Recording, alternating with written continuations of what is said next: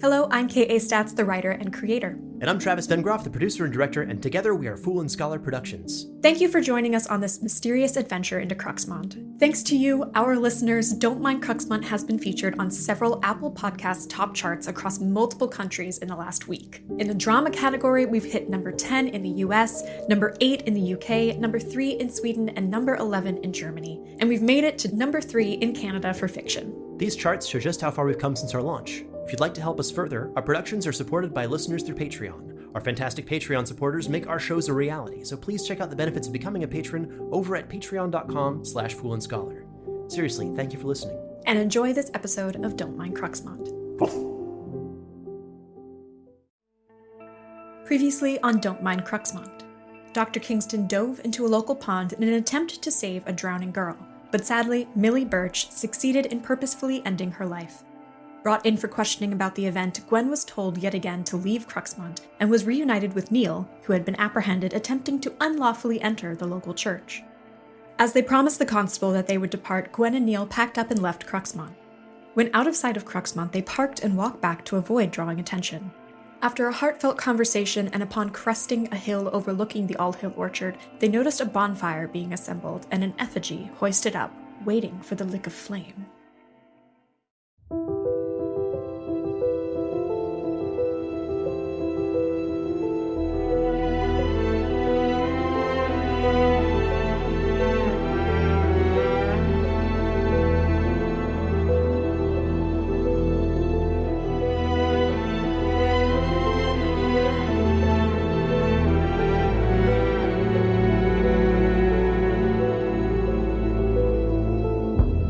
Don't mind Cruxmont.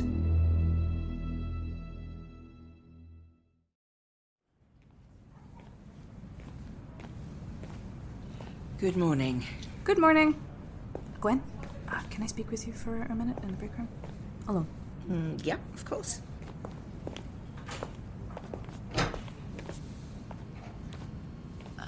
What's wrong? Is everything okay? Everything's fine now, but we had a slight problem, and I wanted to talk to you in private. There's another one of those problems. Oh, no, Taylor, I'm sorry. What did I forget this time? Oh, is someone hurt? No. Like I said, it's fine now, but yesterday, near the end of your shift, you were speaking with Miss McDowell about her medication and after-surgery care. Yes, she had surgery and... No, what happened? Nothing, thankfully. A member of the nursing team caught the issue before anything could come of it, but you prescribed additional blood thinners that, if not caught by a senior member of the nursing staff, could have seriously harmed Miss McDowell. Oh, God. There'll almost certainly be a root cause analysis into the near miss, and it's the kind of medicine error and oversight. I know. Even more so with her antidepressants. Oh, Taylor, I am so sorry. I don't know how I missed this. I would never make these mistakes. Gwen, that is what I'm worried about. It's not the kind of mistake you would have made before, but it's the kind that keeps happening now. And I'm worried about you. As time goes on, these kinds of errors are becoming more and more common, and if they continue, eventually you'll have to make a choice before one is forced on you. Before you hurt someone. My work is all I have left. If I leave medicine, I'll have nothing. A time will come when I have no future and no past, and I can't let that happen. Not now. It's too soon. But you can't keep making these mistakes, or you'll end up hurting patients. Hurting people. They deserve safe, reliable treatment. They trust us. So help me. I am helping you. You're a great doctor, and your patients love you, but at some point you'll have to admit that what makes you great, what makes you connect so well with them, is the same thing that will take you away from them, from us, your work, and yourself. Is it really that bad already? Am I missing more than I think? No, but you know the reality of your situation better than most in your position. You've only got a year or so left, at most a year and a half if you're lucky, before it's better and safer for you to retire. Before you make a mistake that gets you struck off the medical register. Please, Gwen, at least move away from a patient-facing role. I know. I'm not ready, Taylor. I know, Gwen. We'll work on it, and we'll keep it together as long as we can, okay? Safely. Thank you. Thank you. Don't thank me. I feel terrible about it.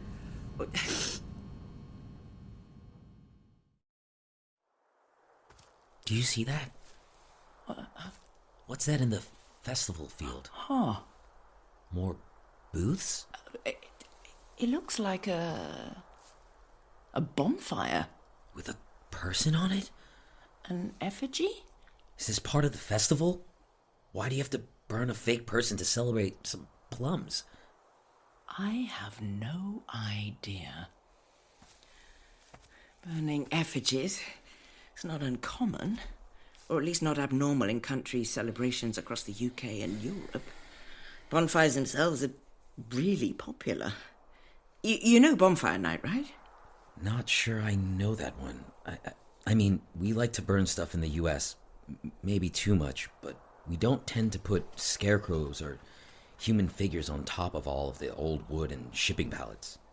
This just looks creepy. Oh, really? Well, I suppose Guy Fawkes attempting to blow up the Houses of Parliament doesn't translate across the pond.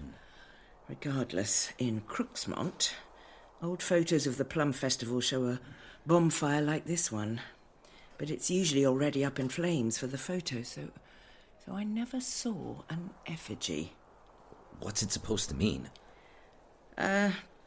Bonfires tend to represent the end of the old and the beginning of the new, I guess, so as it's paired with the Plum Festival, maybe it represents the end of the old season? Or it's because it's just tradition, like Guy Fawkes. That too. I want to check it out before they light it up. Mm-hmm. I'll head in to look around the festival and the orchard. I think you're right. I'll blend in more among the crowd. A lot of tourists. But I'll be honest, I have no idea what I'm looking for anymore. Colin's here, I know he is. But how am I supposed to find him? Or maybe Geoff knows more, or someone else was around that night. If you look hard enough, something will stand out. You know your brother, Neal. What would he have done? I know he wouldn't give up, so I won't. I'll keep looking. That's all I can do. And you?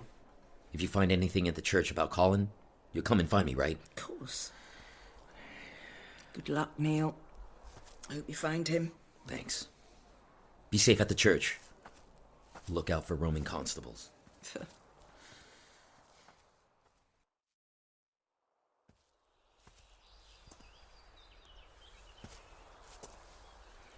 I don't think I'll be making it in through the window. Gosh. How... Can I help you? Reverend. Seems I can't stop scaring people lately. Wait, I remember you from earlier. You were interested in the gravestones. Do you need something else? Reverend, I was wondering if I could speak with you, but I'm afraid it may be a bit frustrating. In what way? Well, I may not be very forthcoming. Many of my parishioners aren't. How can I help you? I have fallen in love with a man from Cruxmont, and, well, I'm very lucky because he loves me too, but after a recent conversation, I'm growing worried. More than a little, really. Love and Cruxmont, a blessing and a curse. It's understandable to be worried, choosing a life here, choosing to live well. The love must feel greater than any you've ever felt before. The priorities of life change. Yes, but is it true, really, that I can't leave? If you're in love, why would you want to? And if you must ask, there may be still more for your love to show you.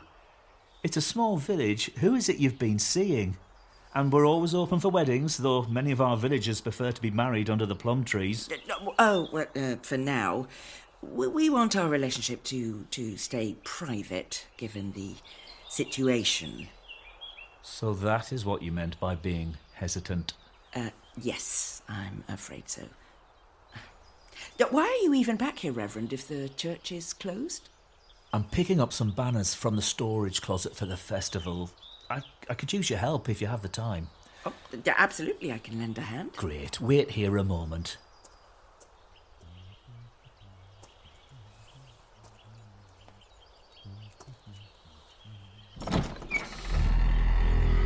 Come on in.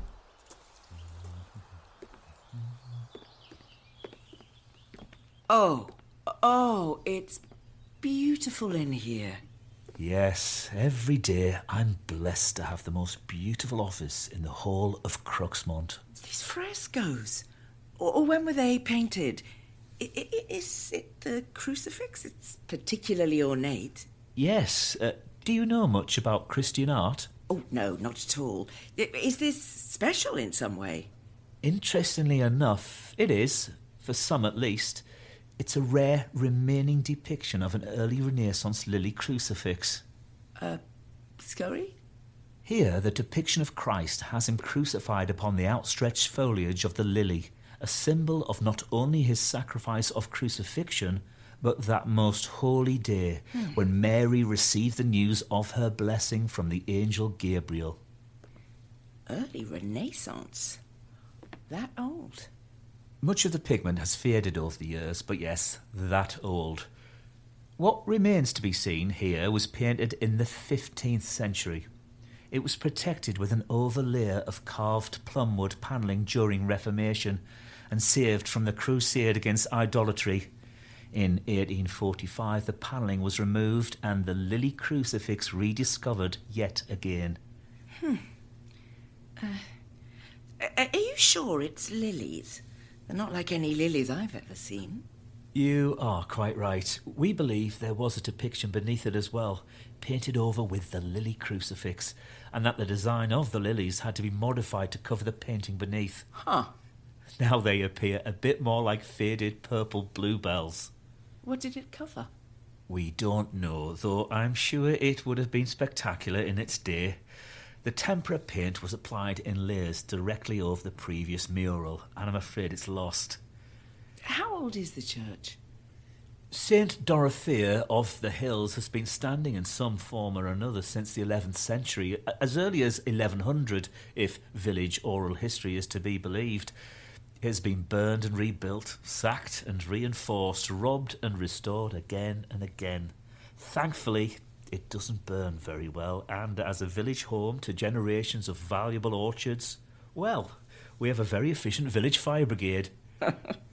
So is anything remaining from the 11th century? I'm sure a few of the rocks and stones, but nothing, no structure of that original house of worship still stands. And this mural, the trees and hills, is it Cruxmont? Yes. And up on that hill there between the trees, though it's hard to see now from the many years of wear, is a cross. We are Cruxmont, cross upon the mountain, though our hills are hardly mountains. Thankfully, this mural was also protected by the boards during Reformation and hidden from destruction. But the bottom sections are missing, all around the church. So what was here? The mural extended downward, much of the same style and content, we believe. One of the fires that burned out the floorboards and pews took the lowermost sections with it. Back in 1720 or so, I forget the date, but we have kept it safe since, and St. Dorothea looks over our hills and orchards, as she has done for generations. And the Great Fox too. Yes, the Great Fox too. Does anything remain of the 11th century structure? We already discussed this. I'm sure a few of the stones and rocks used to build the current structure come from the original build back in the 12th century, but nothing of significance remains. Nothing worth seeing. Yes, sorry. The murals are very distracting. And here, well, it looks like this part survived. Mushrooms? Yes, I believe so. We celebrate everything and give thanks for all of God's creations. But this weekend, we give thanks to the orchard and the plums.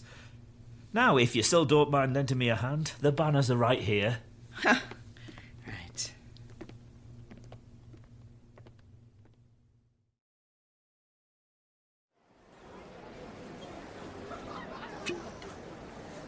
Excuse me. Oh, sorry. No problem. All the way from America, huh? Nope. You?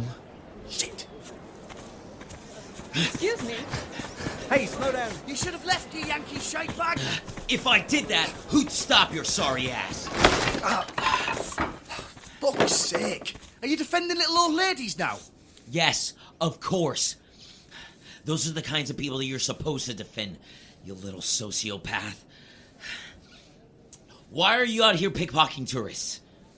After everything that's happened. After yesterday. What do you care about Millie? A teenage girl killing herself is a sad, terrible thing, Geoff. Anyone doing that is a sad and terrible thing. I don't need to have known her to be upset about it. Sure. So what do you want now? What's the effigy for? What? Well, if you just want festival info, pick up a pamphlet and leave me alone. What's the effigy for? I don't know, it's tradition. It's just like every other stupid thing in this place. It's made of old farm clothes filled with rotten plums and dried plum sticks and shit. Represents getting rid of the bad from last season. People like the fire, gives them something to gather around. You got bad thoughts you want to get rid of? Pick up some rotten plums if you can find them and toss them on the fire. Try and hit the thing. That's it? It's just a scarecrow? Hey, Geoff. Hey, Geoff, you in here? Oh, it's you, Neal. Hey. Hey, just caught your friend picking wallets out of tourists' bags. Are you serious, Geoff? During the festival? After Millie? After everything? You silly shit, honestly. Are you drunk? Not yet. No. Look, Geoff. What? You want the stuff back? Or the stolen brandy? Goody good yank. What? I'm not even from New England. Just shut up long enough for me to talk. Good. I want to know what made Millie so upset. I overheard Mike and Amy talking about the survey, and you said it was just about being stuck here. But you didn't mean you just have limited life choices. You mean you are really stuck here. Why? How?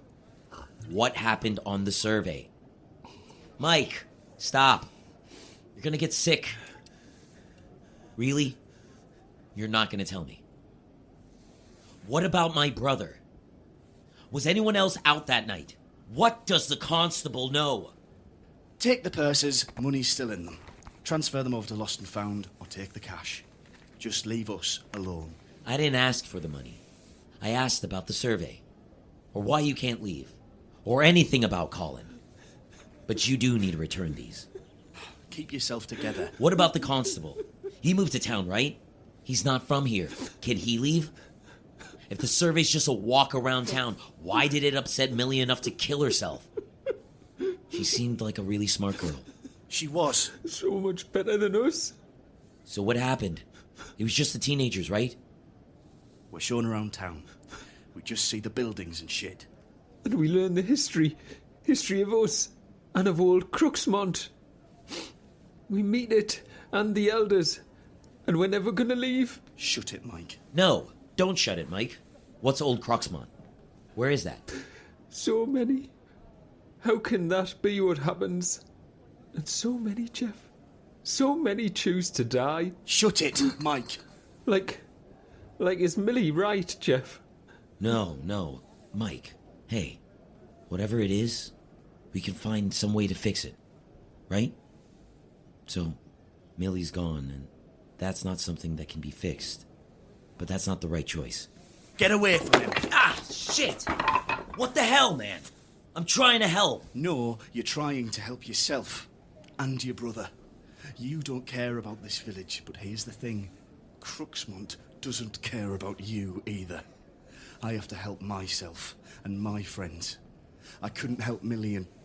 Fuck! I know I can't help myself either in the end. But you're joking if you think anyone here cares about you in any other way than getting you the hell out of Cruxmont. But if you really think your brother has been here since I saw him that night, then tough shit. You can't help him. Just like you can't help us. The festival is starting. We've got places to be. Look, don't stick around. The festival's just a bunch of people getting too excited about fruit and booze. And you've already been warned to go. At some point, no one can help you but yourself. He's not dead, though. What? Let's go, Mike. If he's here, then... Hey, you know, he's not dead. It's unlike us, unlike Millie. You have that, right? Oh, I think I'm going to be sick. Come on.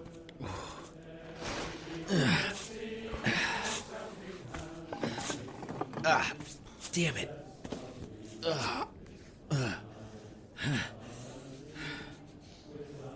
They can't leave.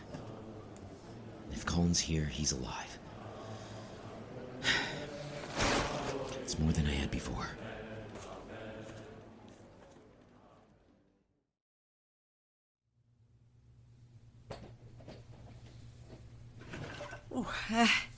Need any help down there? No, what I need is to better organise. I keep putting it off. And every time I come in this closet, I make an even larger mess of things. Ugh.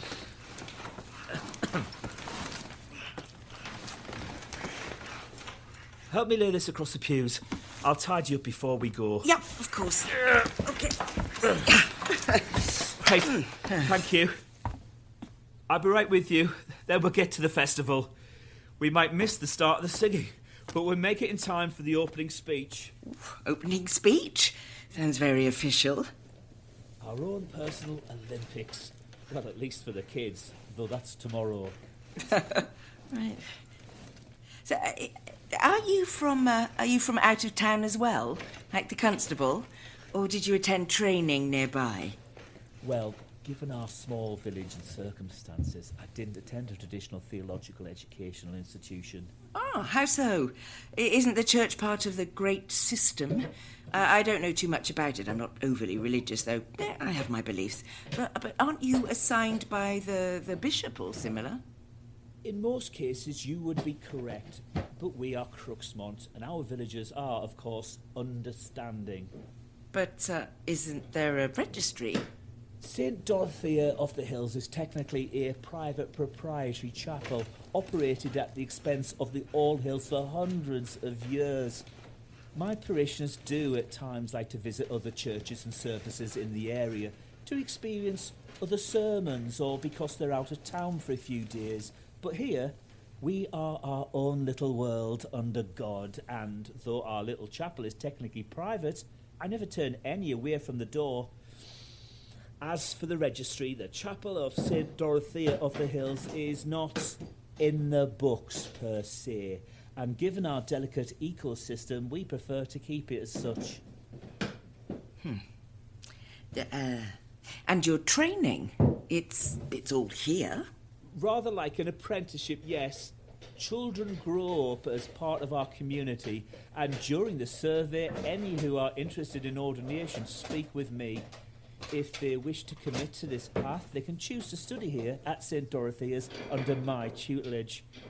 After 4 years of study, they take on a curacy under the current Reverend, now myself, before taking over in years to come. But, it's such a self-contained system that the church... It's too large to notice our little chapel tucked away in an orchard on private land. But I have to say, there are now so many new online courses. I've been taking them myself. Oh, and YouTube. Once you weed through the crazies, there are some truly inspirational and thoughtful people on there. I also hope to integrate some classes from the University of Edinburgh into a future syllabus, if a student were to choose the church, but the price is a bit more than the village or the All Hills would most likely accept. And excuse me if I don't understand, but doesn't seem like something the church would permit. As I said, the church is too large to notice our little chapel. I guess so. What about your town doctor? If you don't leave for training, do they? Listen to that, it's later than I thought. Grab the side of that banner and let's get it over to the festival field. I'll have Myrtle giving me the stink eye all night if I'm any later. Well, it's probably too late for that as it is, but it's certainly time to head over. Ready? Yep. Great! Yep, ready.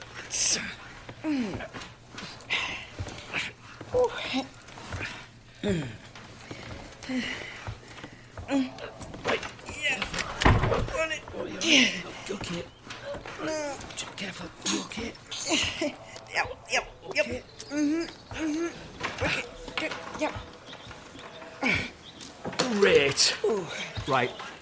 Let's set it down there beside the door so I can lock up. Keep a handle on it. It'll be harder to pick up once it's down on the grass. Okay. Yes. Here. Here we go. So what do you do? I'm a doctor. I primarily work with the elderly. You will find no short supply of work here then, should you choose love above the rest. What banner is this? A welcome banner. Welcome to Cruxmont, hand-painted by the village children 20 years ago. Still in great condition. We hang it beside the more official one every year. Though I wish they'd used something lighter than this thick canvas. It certainly would have been easier to store. Thank you for your help. You're so welcome. It's no trouble. What is the song? It starts off every festival. Long ago, it was a song for the orchard workers. They would sing while picking fruit, trimming boughs, or cleaning the orchards. Now the whole town learns it in school from a young age, and we hear it annually here, sung by us all. Feels a bit like Christmas, doesn't it? With thine soul, come and pray. With thine soul, come and pray. Wonderful. And just in time, here. Put the banner down here and I'll go and fetch the others to put it where they wish. Thank you again.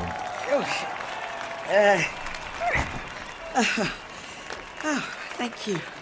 You've been lovely. Well, have a nice festival. Welcome one and all. I am Roger Allhill and I am pleased today to extend the annual tradition of the opening of our beautiful and bountiful Plum Festival. Today, with our song and our joy, we open one of our precious orchards to visitors and family alike, bringing together the interested and the hungry to taste the bounty and sweet treats that the Allhill Orchard has blessed us with this season. With this weekend, we are called together to celebrate and show gratitude for the many joys of life. We celebrate our small village, our workers, our trees, our family, and our history. And not that those great gifts are not to be celebrated all year. For our visitors, welcome. Respect our precious orchards that provide you the treats and drinks. Respect our traditions and revel in the joy and glee of our fires and fruits. Respect your time and know that come Sunday the orchard will close and that your time here is all the sweeter for its brevity. Before we begin with our festivities, thank you. Thank you for coming, and thank you all the more for supporting our village. The people you meet today at each stall and display have grown up learning their craft from their parents and forefathers. Now, no more of my blather. Let the festival commence.